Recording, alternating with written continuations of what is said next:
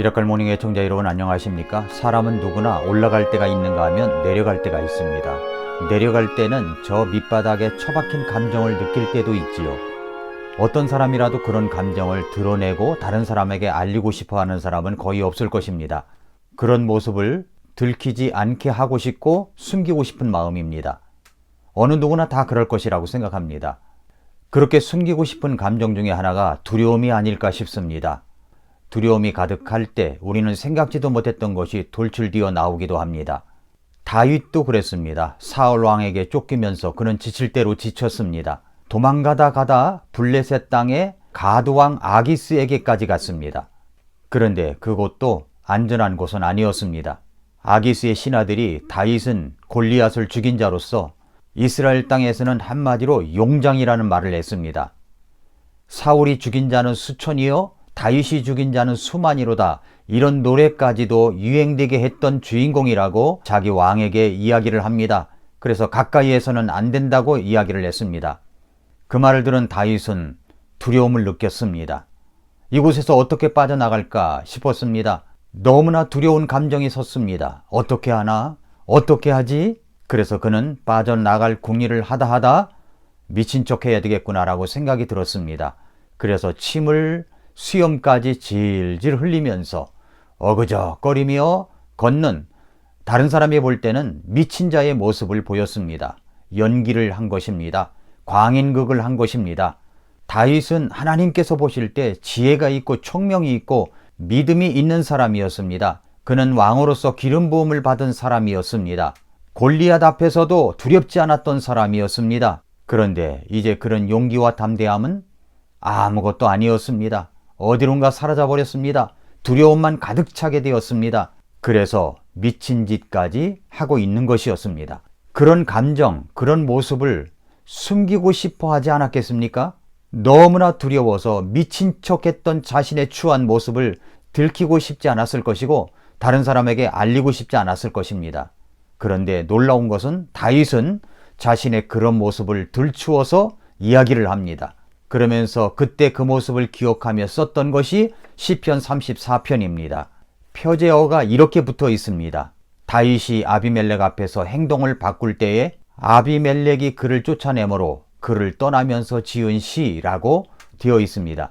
이런 모습을 기억하고 싶지 않았을 텐데 그는 그런 모습을 기억하며 시편 34편을 기록했습니다. 두려움의 감정에서 자신의 생각이 어떠했는지 시편 34편을 기록하면서 자신이 배운 것을 전합니다. 무엇을 배웠습니까? 첫째로 하나님 앞에 엎드려 도움을 청하는 것을 배웠습니다. 시편 34편 4절을 보면은 내가 주를 찾음에 그분께서 내 말을 들으시고 내 모든 두려움에서 나를 건지셨도다 라고 이야기를 합니다. 사무엘상 20장과 21장을 보면은 사울 왕에게 쫓겨다닐 때 다윗은 이렇게 하나님 앞에 도움을 요청했다는 기록이 없습니다. 다윗은 비로소 이제 하나님 앞에 엎드려 도움을 요청하고 있습니다. 내가 주를 찾음에 도움을 요청하는 것입니다. 20장과 21장에서 수많은 살기와 위협 속에서도 그는 자기 생각대로 움직이며 때로는 거짓말도 하기도 하고 때로는 도망칠 곳을 정해서 자기 마음대로 움직이기도 했었습니다. 그러나 그는 하나님께 도움을 요청했다는 기록은 없습니다.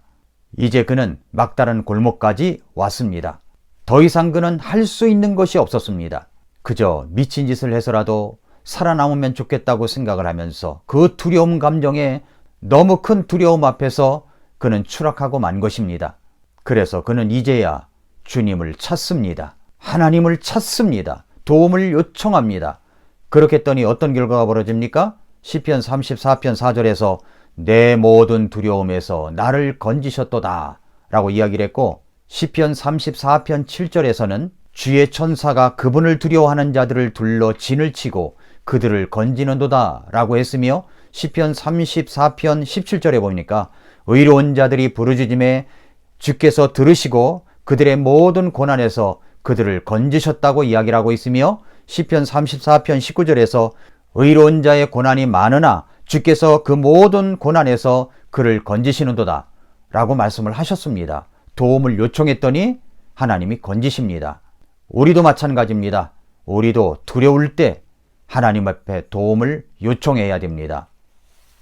둘째로 다윗은 두려울 때 하나님께 부르짖어야 한다는 것을 배웠습니다. 시편 34편 4절에 보니까 내가 주를 찾음에 그분께서 내 말을 들으시고 내 모든 두려움에서 나를 건지셨도다 말씀을 했습니다. 내가 주를 찾음에 그는 부르짖은 것입니다. 시편 34편 6절에 보니까 이 가엾은 자가 부르짖음에 이 가엾은 자가 부르짖음에 자기가 가여웠습니다. 너무나 가여운 그런 심정을 안고 하나님 앞에 부르짖음에 주께서 그 말을 들으시고 그의 모든 고난에서 그를 구원하셨도다 라고 말씀을 했습니다. 그러므로 사랑하는 성도 여러분, 우리 마음속에 두려움이 있을 때 하나님 앞에 부르짖어야 한다는 것을 잊지 마시기를 바랍니다. 셋째로, 그리고 그는 결국 두려움에서 건지신 주님을 찬양합니다. 34편 1절에서 내가 언제나 주를 찬송하리니 그분을 찬양함이 항상 내 입에 있으리로다 라고 말씀을 했습니다. 2절에서는 내 혼이 주를 자랑하리니 겸손한 자들이 그것을 듣고 즐거워하리로다 했으며 3절에서는 오 나와 함께 주를 크게 높이고 우리가 함께 그분의 이름을 높이자 그렇게 이야기를 하고 있습니다. 나에게 오는 두려움보다는 하나님을 더 크게 두려워할 때 그 두려움을 극복할 수가 있습니다. 다윗은 그렇게 두려움을 극복했습니다. 그래서 그는 할 말이 많은 사람이 되었습니다. 두려움을 극복했기 때문입니다. 하나님이 건져주심을 경험했기 때문입니다. 그는 살아남기 위해서 광인극까지 했던 사람입니다. 그런데 하나님께서 그를 건져주셨습니다. 그래서 하나님을 믿는 모든 사람들에게 해주고 싶은 말씀이 많아졌습니다. 사랑하는 성도 여러분, 사랑하는 애청자 여러분, 지금도 어떤 사람은 살아남기 위하여 의도하지 않은 어떤 행동, 생각지도 못했던 행동으로 살아가는 사람도 있을지 모릅니다.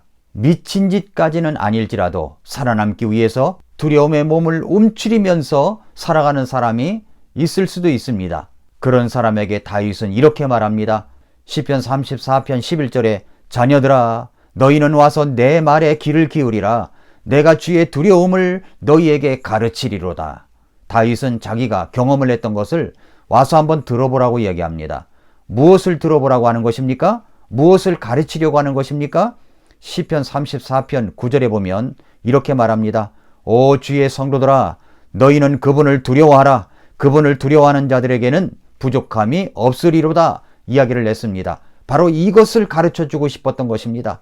내가 두려워하는 그 감정보다 내가 두려워하는 어떤 대상보다 하나님을 더 크게 두려워할 줄 아는 사람이 되라고 다윗은 호소하고 있습니다. 두 번째는 10절입니다. 젊은 사자들은 부족하여 굶주릴지라도 주를 찾는 자들에게는 모든 좋은 것이 부족하지 아니하리로다 라고 이야기를 하고 있습니다. 어떤 대상에 대한 두려움을, 죽음에 대한 두려움을 하나님을 두려워하는 것으로 바꾸십시오.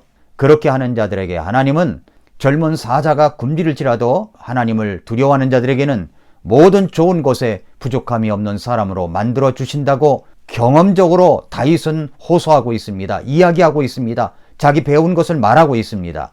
다윗은 또 이 말을 하고 싶었습니다. 34편 18절에 보니까 주께서는 상한 마음을 가진 자들에게 가까이 계시며 통회하는 영을 가진 자들을 구원하시는도다 라고 말하고 있습니다.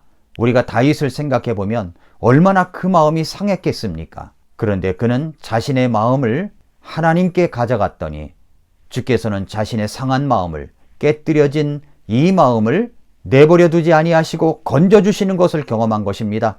그래서 다윗은 상한 마음을 가진 자들에게 가까이 하시고 통회하는 마음을 가진 자들을 구원하신다고 이야기를 하고 있는 것입니다. 사랑하는 애청자 여러분, 진짜 두려움은 무엇일까요? 진짜 두려워해야 될 것은 무엇일까요? 예수님께서 이렇게 말씀하셨습니다.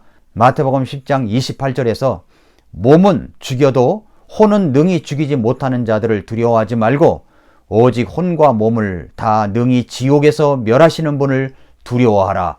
이렇게 말씀하시고 있습니다. 인간적인 두려움을 하나님을 향한 두려움으로 바꾸십시오. 진짜 두려움은 죄의 심판을 받아 지옥에 떨어뜨려지는 것입니다. 하나님을 향한 두려움이 있게 되면 그 두려움이 변하여 구원을 얻게 되고 내 근심이 변하여 기도가 되게 할 것입니다. 그뿐만 아니라 우리는 하나님을 두려워하지 않고 겁없이 살아가는 세상 사람들을 보면서 이 말씀을 기억해야 됩니다. 고린도 후서 7장 1절에서 그러므로 극진히 사랑하는 자들아 우리가 이 약속들을 가졌은즉 하나님을 두려워하는 가운데 거룩함을 완전히 이루어 육과 영의 모든 더러움에서 우리 자신을 깨끗하게 하자라고 하신 말씀을 기억해야 됩니다. 아무리 살아남기 위하여 극한 두려움 속에 있다고 할지라도 하나님을 진정으로 두려워하는 법을 배워 가시기를 바랍니다. 그리하면 나의 모든 두려움은 극복할 수가 있습니다. 부족함이 없게 됩니다. 주님을 찾으십시오. 모든 좋은 것에 부족함이 없을 것입니다. 상한 마음일지라도 두려워하지 마십시오. 하나님께서 가까이 하실 것입니다. 통해하는 영을 주님께서는 건져 주실 것입니다. 예수님께서는 자기 몸이 찢겨지는 고통과 죽음 속에서 그 두려움에서 우리를 건져 주시려고, 그 지옥의 고통 심판에서 우리를 건져 주시려고 그 고통을 당하시고 죽으셨습니다. 그리고 3일 만에 부활하셨습니다. 그 십자가를 묵상하십시오. 그렇게 십자가를 묵상하는 자들에게 하나님께서 두려움을 벗어난 평안과 기쁨이 넘치게 하는 사람이 되게 하실 것입니다. 오늘도 미라클 모닝입니다.